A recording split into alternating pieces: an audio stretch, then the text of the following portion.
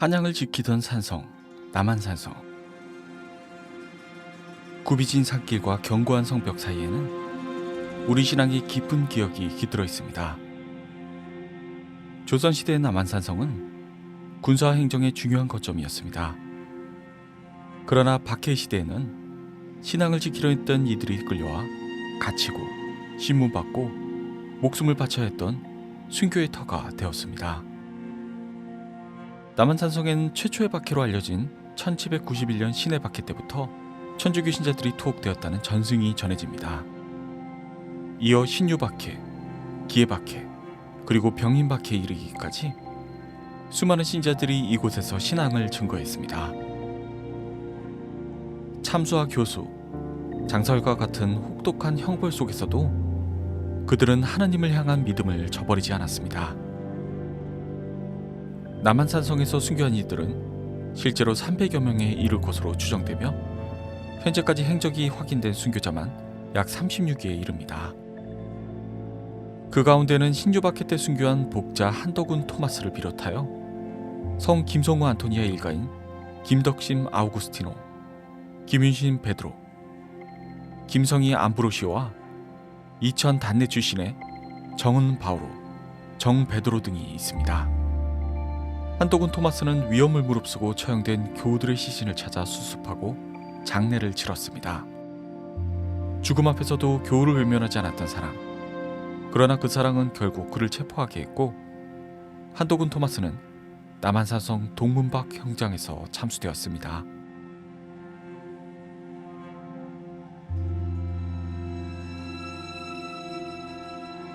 성지 입구는 남한산의 숲을 배경으로 전통 한옥의 아름다움과 성전의 경건함을 함께 품은 성당이 자리합니다. 붉은 십자가와 성당이라는 현판, 그리고 하늘을 향해 열린 지붕선은 이곳이 순례자들의 기도와 만남의 공간임을 알려줍니다. 한옥의 따뜻한 나뭇결과 절제된 공간 안에서 우리는 먼 시대의 순교자들과 오늘의 신앙을 마주합니다.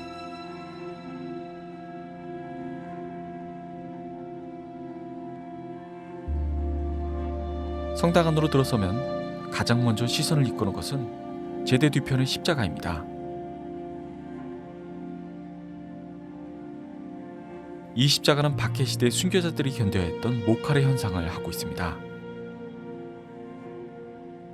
십자가 주변으로 퍼져나간 빛은 예수 그리스도의 가시관을 떠오르게 하며 고통과 죽음이 부활의 희망으로 이어짐을 말해줍니다.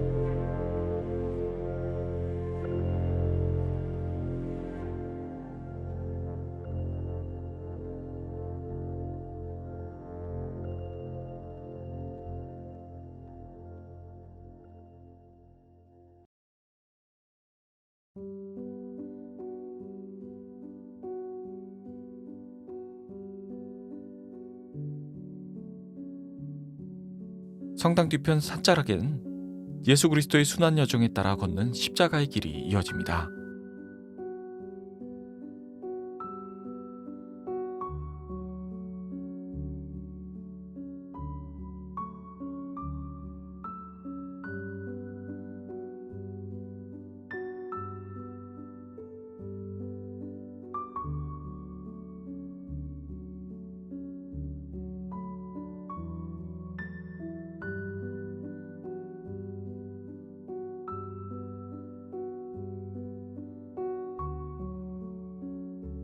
(1866년) 병인 박해 때 박해는 더욱 잔혹한 모습으로 신자들을 몰아붙였습니다. 체포된 천주교 신자들이 늘어나면서 백지사라 불리는 형벌이 사용되었습니다.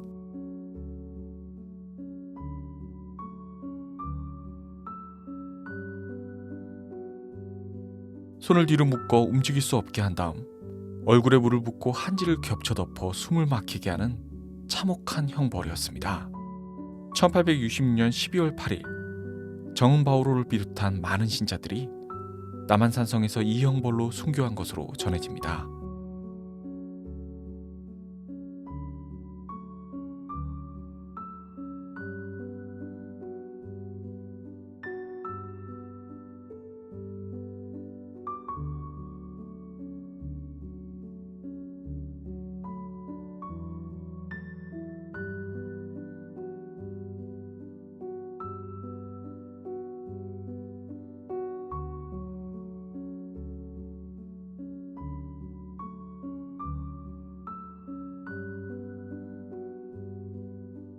남한산성 동문에서 남무 방향으로 조금 더 걸으면 남한산성의 제11한문 동안문에 이르게 됩니다.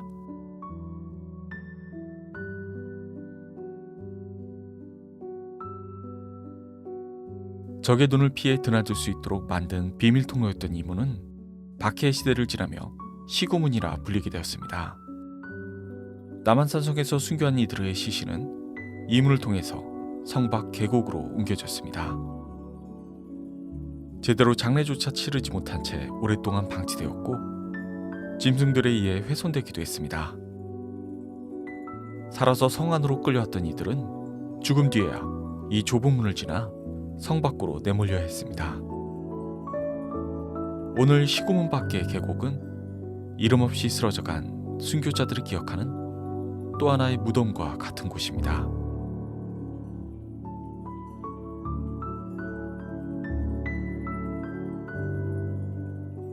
박해 속에서도 지켜낸 믿음은 시간을 넘어 오늘 이곳을 찾는 순례자들의 기도가 됩니다.